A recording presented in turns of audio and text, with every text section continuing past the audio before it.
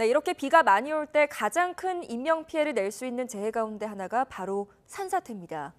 집중호우 때도 당연히 위험하지만 비가 계속 이어질 때도 위험하긴 마찬가지인데요. 산사태를 막을 수는 없지만 조금이라도 빨리 대피하려면 주위를 잘 관찰하는 것이 필요합니다. 신웅진 기자가 보도합니다.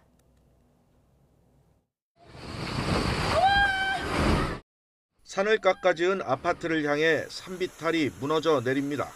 밤새 이어진 폭우 끝에 발생한 산사태에 수십 년 된 큰 나무도 힘없이 쓰러졌습니다. 정부가 지정한 급경사지 붕괴 위험 지역도 산사태 취약 지역도 아니었습니다. 큰 바위가 하나 떨어졌어요. 그 다음에 한 10분 간격으로 토사가 계속 내려오고 다음에 나무가 떨어지고.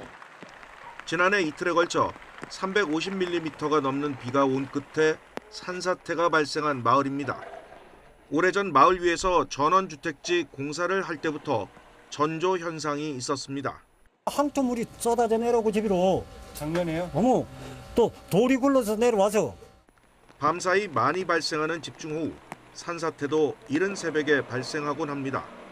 산사태는 미리 막긴 힘들지만 산을 잘 관찰하면 피해를 줄일 수도 있다는 점을 실험은 보여줍니다. 경사도 35도의 지형에 시간당 50mm의 비가 오고 있는 상황을 가정했습니다.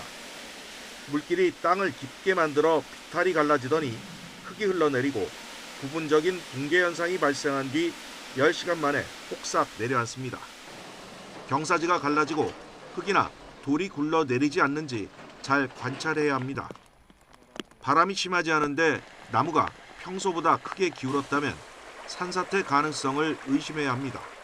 표토층에서 새굴이 많이 발생을 하게 돼서 구성함이 이제 이탈해서 굴러 떨어진다거나 아니면은 땅이 밀리는 현상이 관찰된다거나 나무가 심하게 기울거나 흔들리면은 우선 대피하는 것이 바람직하다.